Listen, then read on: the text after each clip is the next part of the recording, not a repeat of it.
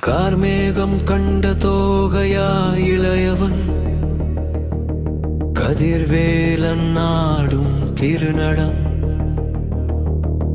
பார்வேந்தன் போற்றும் பன்னிரு கையவன் பரிவேறும் எங்கள் குருபரன்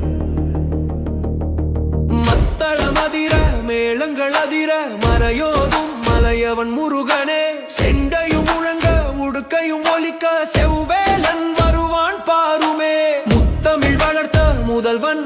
அவன் முக்கண் நின்ற மணிச்சுடர் சித்தம் குளிந்திட மயில் மேல் வருவான் சேயோ